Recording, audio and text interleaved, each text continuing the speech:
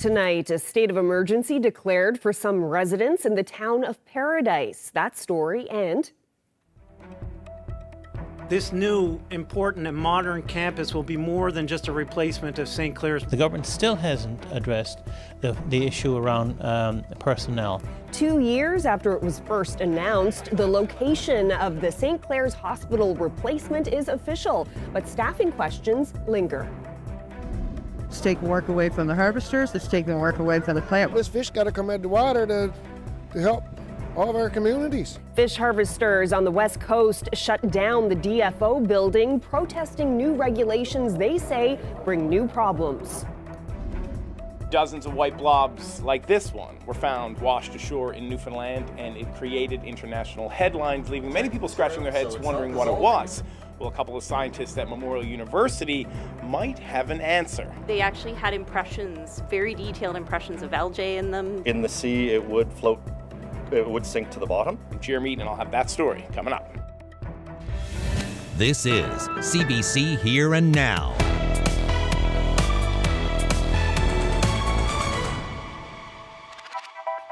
Good evening and welcome to Here and Now. We begin tonight with some healthcare news.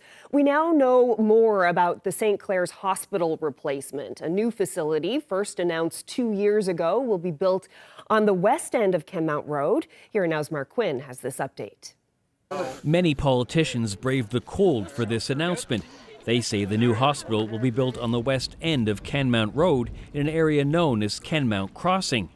I am excited to tell you today that this location here at Kenmount Crossing will be the site of the new acute care hospital campus for all Newfoundlanders and Labradorians. Fisheries says the replacement for this more than 100-year-old facility will also include some new features. It will be the home of a new acute care hospital and the Cardiovascular and Stroke Institute. This site will help us consolidate general medicine, general surgery, something near and dear to my heart, orthopedic surgery programs, all on one site. No details on cost yet. Fury didn't commit to a public-private partnership, but said it's one option that will be considered. The Transportation and Infrastructure Minister said one important step will come next year. We'll begin moving forward with a request for proposals in 2025 for a design, build and finance procurement approach. The opposition PCs and the NDP are both questioning if the provincial government is doing enough to recruit and retain medical staff to work in the new hospital. At the end of the day, unless you have the people that are actually there to work, to do the job that needs to be done, then, that new piece of equipment doesn't help. That new facility doesn't help. The government still hasn't addressed the issue around personnel, about this, having the human resources piece. Fury said the province is working hard to attract and keep new healthcare staff, and new facilities will make it easier to do that. He said it's much too soon to say when the hospital to replace this one will open, and what will happen to this old one hasn't been determined yet. Mark Quinn, CBC News, St. John's. Well, Tony Humby and Bruce Escott are facing a combined 86 charges related to alleged sexual offenses in a St. John's trailer park, but unsealed court documents obtained by CBC Investigates shine a light on one charge they're not facing. Ryan Cook reports. Tony Humby and Bruce Escott were investigated for human trafficking. That's one of the revelations to come from our fight for access to the RNC's search warrant documents in the case. When we got our hands on those documents, we realized that police had applied for the warrants in part because they believed Humby and Escott were trafficking boys under the age of 18. So why did they believe that? Well, one of the foundational aspects of trafficking is control. According to these documents, which are untested in court, many of those who came forward to police alleged Humby and Escott were using drugs, alcohol, money, and threats to coerce them into sexual acts. One of the other aspects of human trafficking is recruitment, and on that front, these documents state Humby and Escott were accused of using teen boys to recruit other teen boys to go to their trailers on Hussey Drive in St. John's. And this alleged recruiting scheme created confusion at times between who was a suspect and who was a victim. According to the search warrant documents, police cautioned a man at one point and told him he was a suspect. He got upset, telling them he was molested by Humby when he was 16. In the end, he wasn't charged. Humby and Escott are facing a combined 86 charges dating from 1995 to 2022, but human trafficking is not on that list. Investigators wrote they were unable to formulate reasonable and probable grounds for charges in relation to human trafficking and noted that it will be revisited pending any further information. Humby has pleaded not guilty and is set for trial next March, while Escott has reached a plea deal with the Crown. He's back in court later this month. Ryan Cook, CBC News, St. John's. Well, an RCMP investigation has led to what the police force says is the province's largest ever seizure of cocaine and contraband tobacco. Project Bourbon began in February 2023 and focused on organized groups which were trafficking cocaine from BC and tobacco from Ontario.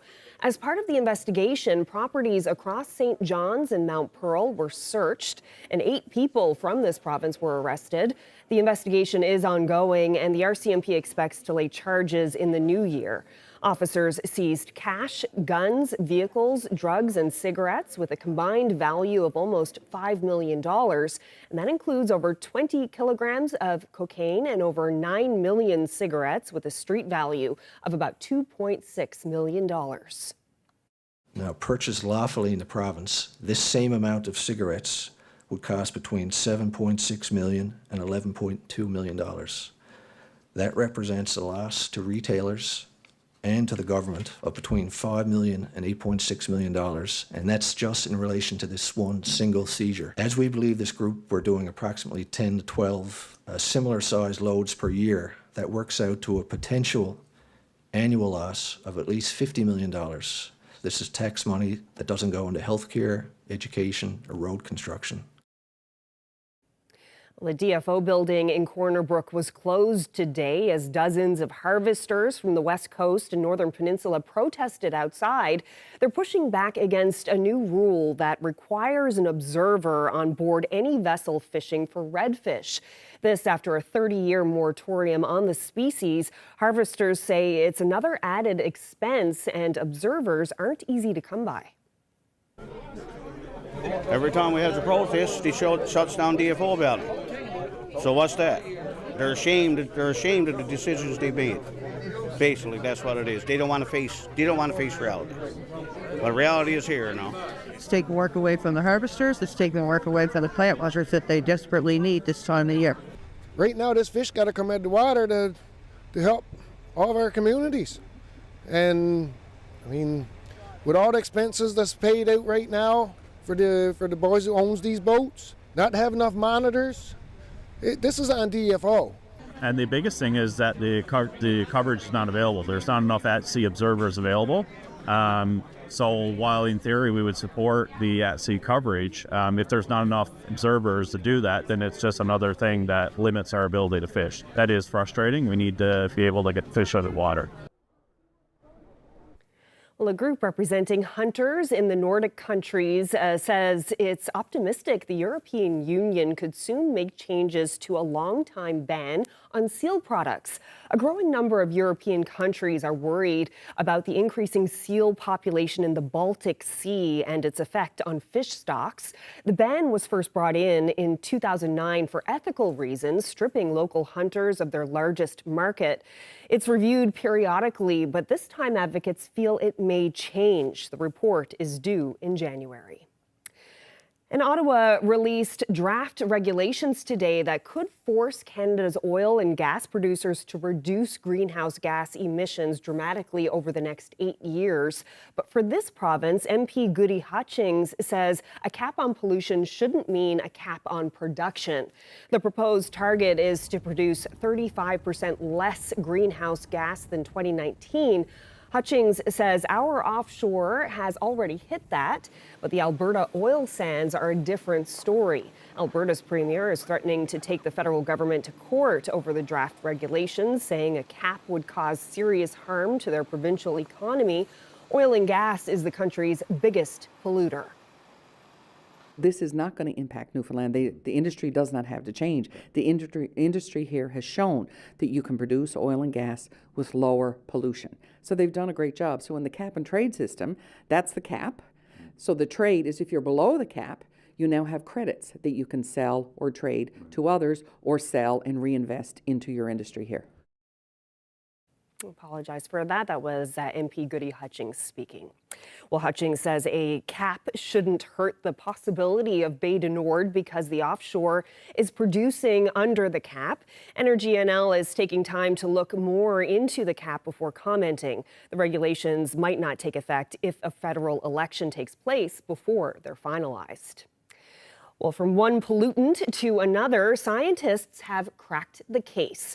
That mystery substance showing up on the shores of Placentia, mystery no more. Here Now's Jeremy Eaton explains. Dozens of white blobs like this one were found washed ashore in Newfoundland, and it created international headlines, leaving many people scratching their heads wondering what it was. Well, a couple of scientists at Memorial University might have an answer. With a hypothesis, with a theory, it's often very difficult to completely prove it. It's more easy to disprove something. The mystery began in September when blobs made landfall in Placentia Bay. It was a significant amount. That didn't go down somebody's kitchen sink or anything like that. Much like the substance appearing on beaches, the story started popping up all over the world. The BBC, CBS News, the New York Times. It also caught Hillary Corlitt's attention. Any of the larger samples that I picked up, they actually had impressions, very detailed impressions of algae in them, very detailed impressions of pebbles. If I tried to remove a piece of algae, it would not come loose. It was just fully embedded in there. Corlitt and her colleagues tried to solve what made up the mysterious white blobs. We thought maybe it was latex. They smelled really man-made. Once I got to the point where I realized they were probably man-made, I look at natural materials, so I thought I can't analyze this in any of my labs. So I'll open the sash a little bit more. So she turned to chemist Chris Kozak. Started a battery of tests and got my graduate student team involved, and they all loved it. They tried to dissolve it, burn it, dry it out.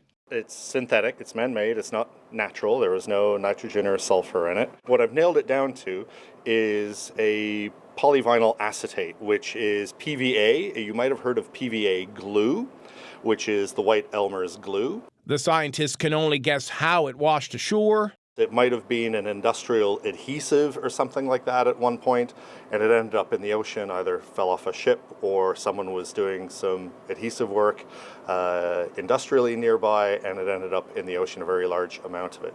The scientists are sticking to what it is. Now it's up to Fisheries and Oceans to figure out why it's rolling in.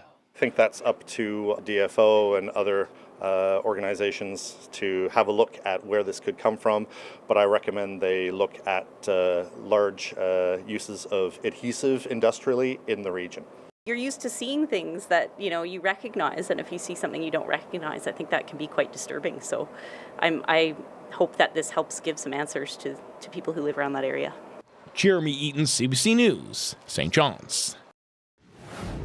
We had to stay at an expensive hotel. A lot of people advised us before coming that you should have an Airbnb arranged. For international students coming to St. John's to attend Memorial University, the hurdles start before they even arrive. An access to information request has shown the housing issues they face. And the town of Paradise has declared a state of emergency for some residents and to shut down traffic at a busy spot. Pumper trucks are working at the intersection of Topsail Road and St. Thomas Line tonight to keep a sewage station online. You can head to the town's website to see the list of streets affected. Those residents are asked to limit their wastewater usage, and that means flushing toilets, running your washing machine and dishwasher. The town says drinking water in those areas is safe. You may recall back in 2019, raw sewage from that same station flooded a resident's lawn and driveway, costing the town more than $1.5 million. Stay with us. More news is on the way.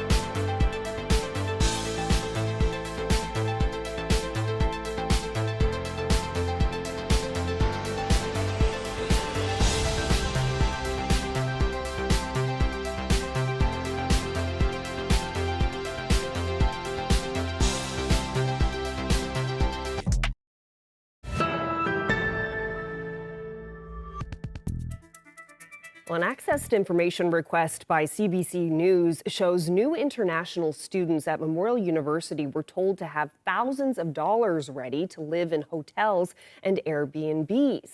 And that's due to the ongoing housing shortage. Here Now's Jenna Head reports. For student families at Memorial University, getting a spot in one of these apartments feels like winning the lottery. There are 70 apartments for families, including 3 and 4 bedroom units. The rent here is considered cheap, $1,100 per month. But vacancies are rare, and finding affordable off-campus housing is challenging. So challenging that last year, MUN told incoming students to have a backup plan. The warning is revealed in documents CBC received through access to information. MUN told those students to have thousands of dollars ready to pay for hotels and Airbnbs. Single students arriving in Newfoundland and Labrador were told it could take a month to find housing. For student families, the hunt for a home can take longer, up to 2 months. So some families will opt to pay high rent, not because they want to, but because they have to. I have 2 kids, and one is infant. At that time, she was 5 months old, and the older one, she's 6 years old. We had to stay at an expensive hotel because that was the only one that is available. This was a temporary home for Fayez Halim and his family. He arrived at the end of August 2023, tourist season, when rates are higher. We had to stay there for 9 days. We kind of spent more than $2,000 for 10 days. While Fayez started looking for housing in St. John's before he arrived here, he got nothing. Once in Newfoundland and Labrador, the search for an apartment started immediately.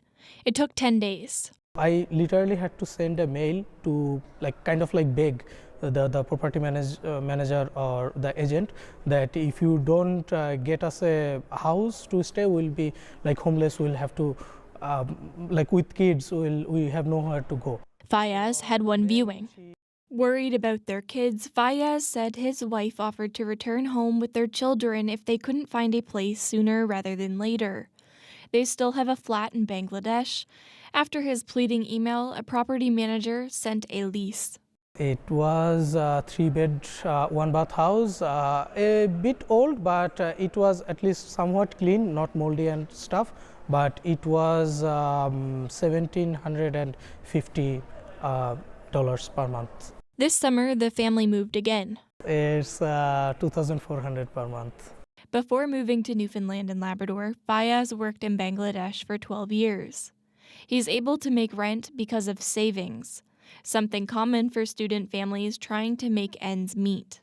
I was living in Elizabeth Towers, which is on main Elizabeth Avenue. I was paying around $3,000 a month because I was so desperate to have a house for myself because I was with children.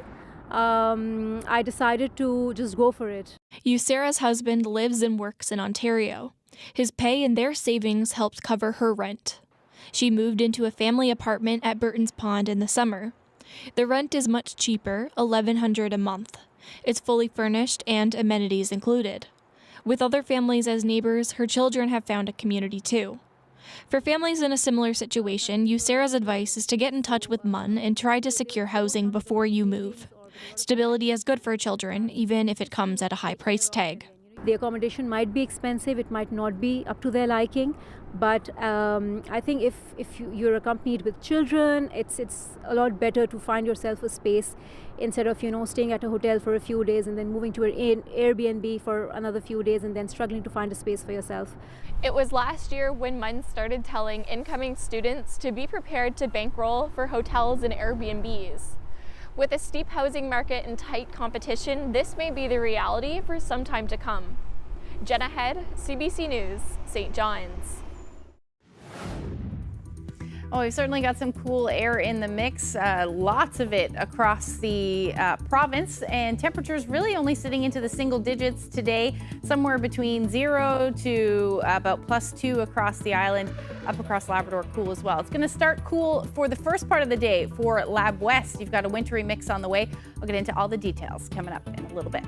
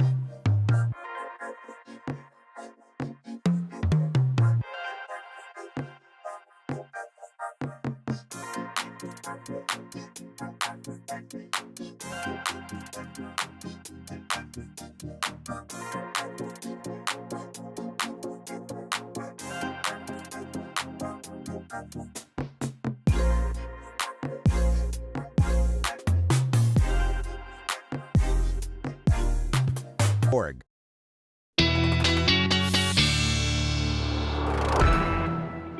Well, Ashley, a time change over the weekend means our sunsets are a whole lot earlier. I know. I was in the radio studio at 4 o'clock this evening, and it was already dark. Yeah. So, I mean, I guess we are already in the beginning of November. Let's take a look at what the sunsets are going to be over the next 3 weeks, though, because they are going to get down to about 4 p.m., 4:14, and that will only go down a little bit longer or shorter than that by the time we get into the beginning of December. But yeah, certainly some early sunsets rather. But it's not helping with this cold air either. We've got a ridge of high pressure just to the south, ushering in some cold air to the north and really all across the island. And that is going to continue at least for the next little bit with our temperatures very much seasonable for this time of year. And this is where we're sitting right now. So hovering somewhere between about -1 to +2 across the island right now, and even up across Labrador, temperatures are pretty similar, 0 to -2 or -3 right now as well. So this is going to set the stage. It's going to be fairly quiet weather-wise tonight, but it's going to set the stage for some snow up across parts of Labrador. And we did see some snow in Grapple earlier today as well for eastern areas of the island, particularly the Avalon in this northerly flow. And we're going to hang on to that potential as we head through the next couple of hours for sure. Otherwise, a fairly quiet night, but we are looking at this next weather maker moving in as we head past midnight and into the early morning hours. For those of you in Lab West, you're going to see that potential for some snow to start the day. So overall tonight, our overnight lows are going to sit into the minus single digits, hover around the 0 degree mark though for those of you in the west coast. Northwesterly winds are going to hang around. They'll be gusting anywhere from about 20 to 40 kilometers per hour, especially towards the coast. And then Labrador, somewhere between -2 and -6 will be your overnight lows tonight. And again, that snow moving in for Lab West by the time we get into the morning. So that front is going to continue to track towards central Labrador by midday tomorrow. But behind that, a wintry mix expected. So the potential for some ice pellets, maybe even a few hours of some freezing rain for the afternoon tomorrow. Before that will change over to rain. And we'll see that head towards the coast of Labrador by the time we get into late evening. And eventually across the island, skies will be getting cloudy, so clouds on the increase as the day goes on, with the chance again of some showers and maybe even some in the higher elevations anyway on the west coast. There's a chance we could see some wet snow associated with that as well. So that will move through. And then by the time we get into tomorrow evening and early Wednesday, that rain will move through. And by the time we get into Wednesday morning, still looking at some cloudy skies. That will be the story across the island, and we'll hang on to the chance of some showers in and across the Avalon through the day. Daytime highs tomorrow, pretty similar to what we're seeing today, somewhere between 4 to 7 degrees as our daytime highs, with those winds out of the northwest between 20 to as much as 40 kilometers per hour. Now they will ease as the day goes on. Now for central areas of the island, again, lingering shower potential for sure, or rather in the afternoon and evening. You may see a few scattered showers here and there, but overall it'll just be a cloudy day. Somewhere between 4 and 6 degrees will be the temperature for you. Now, for the west coast, your winds will be southwesterly with this front, and you're looking at your temperatures between 5 to 7 degrees, again, somewhere between 20 to 40 kilometers per hour. Now, for the northern peninsula, southeastern Labrador, it's actually looking like a pretty decent day to start. You will see your clouds on the increase, so as that snow moves in. So the potential for snow late day for Cartwright. Overall winds out of the southwest between 20 to 40 kilometers per hour. And again, a little bit of a messy day, especially for western portions of Labrador. But your temperatures are going to climb. They'll sit around 4 degrees, and that will change over that wintry mix to rain. And eventually you'll see that around Happy Valley Goose Bay as well. But your temperatures are going to be, on the mild side to start the day, but not until you get into the evening will you see any of the rain snow activity. So That's a look at your forecast for tomorrow. We'll look ahead to the long-range forecast when I come back. Thanks, Ashley. Well, a quick shout out to some of our colleagues. This story picked up a national award on Saturday. Ariana Kelland, Katie Breen, and producer Angela Gilbert investigated former MUN President Vianne Timmins' claims to Indigenous heritage, and their story resulted in Timmins being let go from the university. Memorial also changed how it views Indigenous verification in the aftermath. Their work won the Multi-Platform Investigative Excellence category at the Radio Television Digital News Association Gala. Congratulations. A war story like you've never seen before. We'll take you beneath the waves and back in time. That's the Saganaga. It's absolutely torn up by the torpedo hits. It pretty much cut the boat in half. 4 merchant ships sunk by Hitler's U-boats just off Belle Island. For decades, only a brave few have seen their final resting place up close. Now you can come along on this deep dive.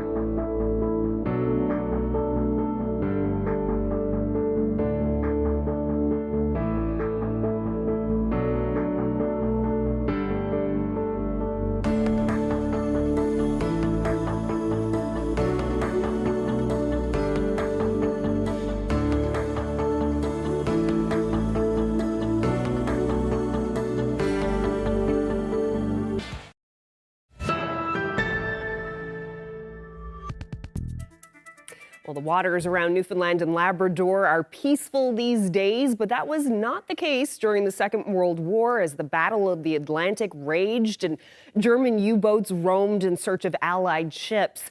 Here Now's Terry Roberts takes us back to those perilous times in this feature report. It's been nearly 80 years since the end of the Second World War, but there's still plenty of fascination about the presence of German U-boats along the Atlantic coastline, including here in Newfoundland and Labrador. Well, today, we're going to probe the depths of Conception Bay, where the Battle of the Atlantic brought death and destruction in 1942. It's an unusually calm fall day on the Avalon Peninsula, so Neil Burgess and Isabelle Hubert are taking advantage of the conditions to pursue one of their passions. The name on the side of this small aluminum boat gives it away. This married couple loves to explore shipwrecks. Today, they're heading to a location that attracts divers from around the world. The wreckage of 4 merchant ships, all loaded down with iron ore, torpedoed and sunk by German U-boats. These are sonar images of the Saganaga, Lord Strathcona, Rose Castle, and the PLM-27. All resting below the waves at depths between 15 and 50 meters, just off Lance Cove, Bell Island. These wrecks are just 4 of the ships destroyed by U-boats off the coast of Newfoundland, and this map plots a deadly chain of events. These waters were hunting grounds for the German Navy, and 1942 was especially deadly. Ship after ship sent to the bottom, a sense of dread spreading among Allied sailors as they tried to evade these prowling predators of the deep. Just off on the Grand Banks, U-boats sank dozens and dozens and dozens of cargo ships because all the convoys going from North America to Britain used to pass by Cape Race on the way, and the Germans weren't dummies. They knew to sit right where all the traffic was going to be, and so the U-boats regularly came to the Grand Banks and were actively hunting in wolf packs. There was outrage after the passenger steamship Caribou, sailing between Port aux Basques and North Sydney, was sunk in October of 42. 136 of the 237 on board, including women and children, were lost to a torpedo fired by U-69. But the best known and most accessible wrecks are here in the shallow waters of Conception Bay, close to shore and well preserved. Divers like Neil and Isabelle explore these wrecks with respect. I remember the moment for me that really struck me. I was diving on the PLM and I came across a shoe, and I couldn't help but think, was somebody wearing this when the ship sank? And thinking about the poor guy who was terrorized by this torpedo blowing his ship up and trying to get off with his skin. That really changed my attitude. So they enter the water with the full knowledge that they are visiting a war grave. The bodies of many of those who died here were never recovered. So Neil and Isabelle are about to dive on the wreck of the PLM-27, and we're going to join them, though we're not going to get wet.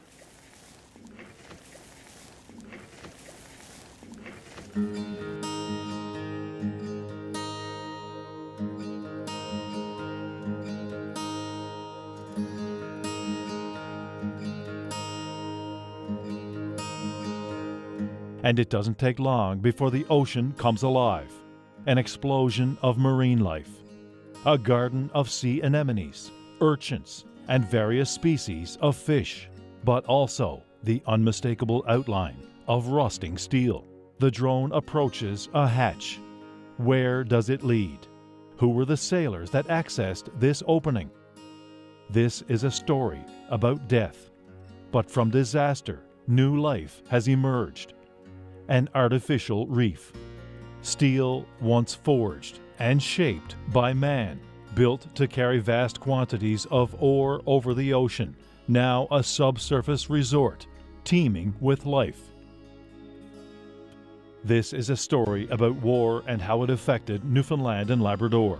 And in the case of the Conception Bay shipwrecks, it's also a tale of irony, how the outbreak of the Second World War changed a business relationship. Germany was one of the largest customers of iron ore from Belle Island. The last shipment to Germany left Conception Bay just days before the outbreak of hostilities in 1939. So the Nazis were well aware of Belle Island's strategic value to the Allies, since iron ore is a critical ingredient in the production of steel. Orders came down from the very top: halt the supply of Belle Island iron ore to steel mills in Canada and Britain. That strategy was executed with devastating effect by Hitler's deadliest weapon in the Atlantic, marauding U-boats. There's many myths about U-boats along North America's Atlantic coast. For example, there's the legend of German crews going ashore in Quebec and buying provisions from sympathetic shopkeepers. Most of these myths have been proven to be the product of an overactive imagination. But the wrecks beneath us here today, there's nothing fake about what happened here. The ships laying at the bottom of Conception Bay were destroyed during 2 attacks in the fall of 1942. This act of war was not limited to the sinking of 4 ships and the loss of thousands of tons of valuable iron ore. There was also a heavy human toll. 65 sailors died in these attacks. The people who lived along this shore had a front row seat to the horrors of war. What they witnessed and their heroic response is still talked about by their descendants. So it was the Reeses, the Beckfords, the Hammonds, the Bennetts, the Kents, the Kennedys, all of the people in the Lance Cove area came to the beach when all of this was happening to save the sailors. A lot of them couldn't swim. But the tragedy that existed in those 2 Today, this woman runs the Belle Island Museum. 82 years ago, her father David Kennedy was among those who risked their own lives to save panicked sailors and recover the dead. And her mother Alice Kennedy never forgot what she heard and saw. She said, Teresita, all I could hear was screaming and shouting and help me and save me. I'm drowning. Help me, help me. And she said, when the Saginaga went down, she came up like that and went right down into the water like that. And she said all that they could hear was the screaming. The story of these sinkings are detailed at this museum. There's artifacts from the lost ore carriers, including this piano, which was removed from the PLM-27 the day before it was sunk. And there's this, a collection of documents, including some signed by Adolf Hitler, commendations belonging to Rolf Rugeberg. He commanded the U-boat that torpedoed the Saginaga and Strathcona. All this was donated by Rugeberg's daughter. We're not congratulating, nor are we condemning. We are preserving the story of what happened in 1942 in the waters of Conception Bay. Not far beneath the surface, a massive anchor hangs from the bow of the PLM-27, a German torpedo, its battery pack fully exposed, but the warhead is missing. The slow deterioration of the wrecks is also revealing more treasures, in this case, a dinner plate. And here's the Marconi Room on the Rose Castle. You can still read the gauges. Chris Power spends a lot of time underwater, photographing the Belle Island wrecks. He spends so much time on these underwater graves, he sometimes surfaces with a sense of reverence. There's no monuments built on top of them. They haven't been cleaned up. The only thing that has touched them is time. And I think that's what really hits me. When you're on these, you have a sense of humbleness, because this is where somebody served. These are people who dedicated their lives to the betterment of others. In 1942, the Germans were winning the Battle of the Atlantic. Over 6 million tons of Allied shipping sunk that year, including these wrecks in Conception Bay. Decades later, they're a graphic reminder of the consequences of war, a silent tomb to the sailors who lost their lives.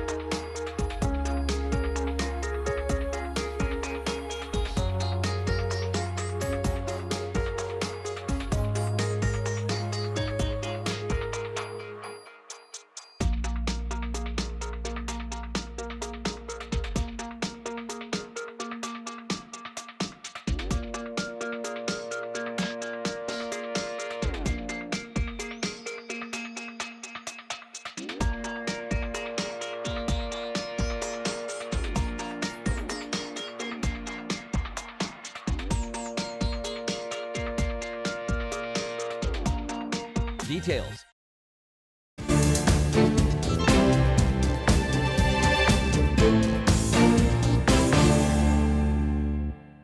Well, turning now to tomorrow's U.S. presidential election, Michigan is one of the most competitive battlegrounds, with pollsters declaring it a virtual tie.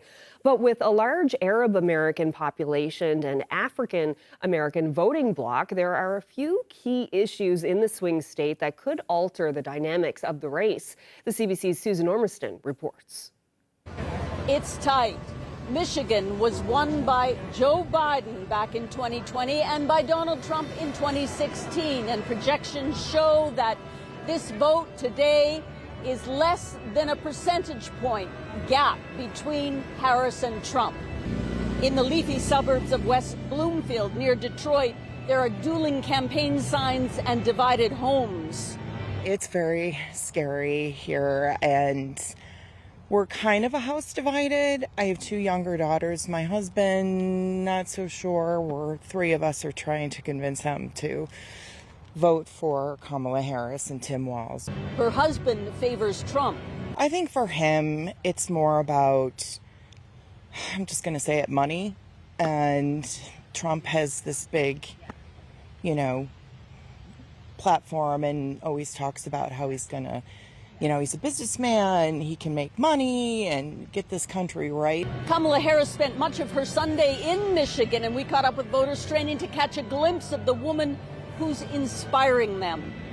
I'm excited to see this. This is history. This is what? History in the making. She brings about the change that we need.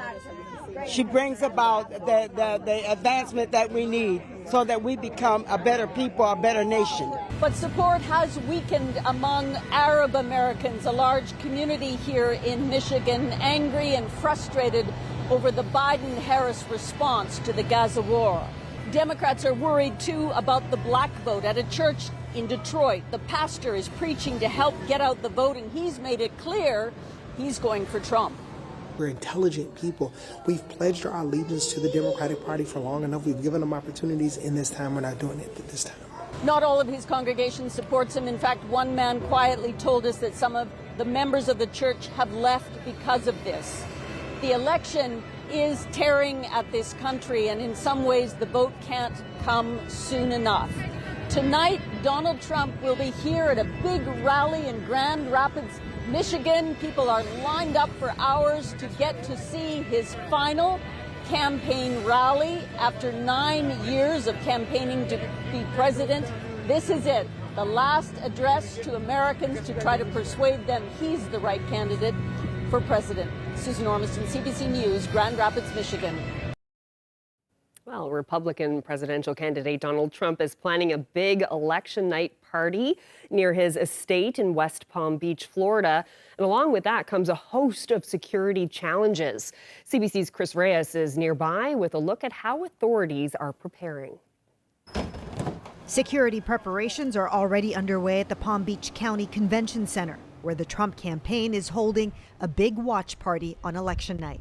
While we don't expect or want any trouble or issues, I just want to let everyone know that if you are thinking about or planning on coming to our great city to cause problems, don't do it.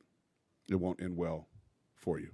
Security measures will include road closures and increased police presence, especially in the downtown area. I'm going to bring a couple correctional buses down there, which is a nice name for jail. So if at the slightest inclination that things are getting ready to heat up and get out of hand, we're going to stop it real early. At Mar-a-Lago, this is as close as supporters could get to Trump's estate. Hopefully it can be a peaceful transfer of power, if there is a transfer of power. I'm hopeful that we'll be able to contain it. We have a good sheriff's department here. This country has got to be united. We're not going to get nowhere. Expect security to really intensify when Trump arrives. He's expected to vote here on Tuesday. Chris Reyes, CBC News, West Palm Beach, Florida. Well, Spain has deployed more soldiers to the eastern part of the country. They'll assist in the recovery efforts of deadly floods that caused catastrophic damage last week.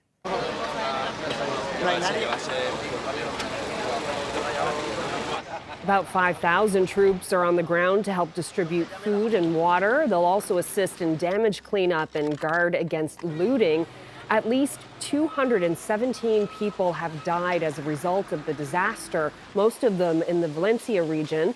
The death toll has sparked public outrage over how officials have handled the situation. Some are upset at a perceived lack of warning and insufficient support from authorities.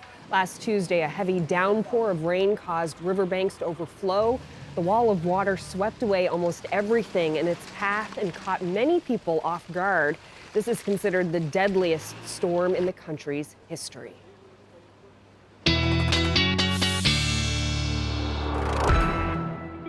Yeah, just a terrible, terrible situation in Spain. But actually, let's have a look at our long-range forecast. Cooling down a lot. Yep. What's in store for us? Yeah, cooling down for some parts, but it's actually going to warm up through midweek, which for the island portion of the province anyway. Let's take a look at what's going on as we head to that point in the week. So Tuesday evening, we're going to see that front move through Labrador. That's going to bring a bit of a wintry mix. Even the northern peninsula may see that through the overnight Tuesday and into early Wednesday morning.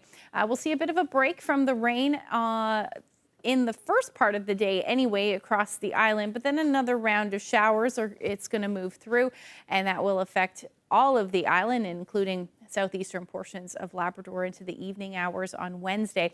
But this is also when we're going to see a bit of a jump in the temperatures, back to the double digits just briefly along the south coast of the island, the Avalon as well. Somewhere between 10 to 11 degrees will be our daytime highs. Northern Peninsula and central and west coast we'll see daytime highs between 6 to 9 degrees. And then up across Labrador, dropping back down for those of you in Lab West down to the 0 degree mark. And otherwise, we're going to stay on the plus side of the mercury for the rest of the big land. So somewhere between 2 to 7 degrees through the day. As the day rolls through on Wednesday, though, we'll see that snow return to those of you in Lab West. Now, for Thursday, that snow will continue pretty much just to affect eastern or the western portion of Labrador. Same thing for the north coast. And things will quiet down through Thursday across the island.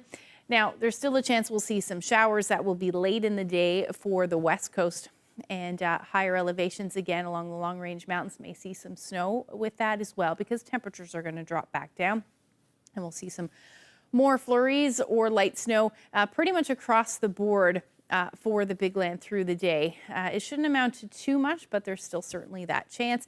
Daytime highs will be hovering around the 0 degree mark for Lab City, 3 to 4 degrees for the rest of the big land, and there's that big drop in temperatures from Wednesday back down to somewhere between 3 to about 6 degrees as the daytime highs. And again, there'll be some sun in the mix through the day as well, but overall get unsettled as the day goes on. Long range forecast keeping us in the single digits, anywhere from 3 to 5 degrees for Thursday, Friday, and Saturday. There is some snow potential Friday and Saturday. More in the way of showers or flurries for Saturday, but still certainly getting cold. It's certainly getting cold. For central Newfoundland, you're looking at flurries as well Friday, Saturday. Same thing for the west as temperatures hover between 1 and 2 degrees. And then for eastern Labrador, you're looking at your temperatures dropping near or below 0 by the time we get into the weekend, and a little bit below that for western Labrador with the chance of some flurries in the mix. Our weather photo today is in St. Catharines. That is close to where I grew up in Ontario. But this shot is of the Salmonier River there. Thank you so much to Kevin for that great shot. And if you have any weather photos that you would like to share with us, you can do that by sending them to my Facebook page. But the best place is to email them to nlphotos@cbc.ca. Yeah, we can see the change again, all of the nicely colored leaves. Falling. Back to gray now. Yeah, that's it. That is the way of the world. It certainly is, yeah. So, yeah. All right, well, it's nice to have you back. Thank you. Yes, we missed you on Halloween. Yes, I know. Heather stepped in for you and wore a dinosaur costume. Dinosaur. I saw that. I asked her if it was green, but yeah, it worked. Perfect. It worked on the green screen. Yeah, we were awesome. Pleasantly surprised. That's great. Yeah, well, that's it for us. Thank you so much for spending part of your evening with us, and hope you'll be back tomorrow.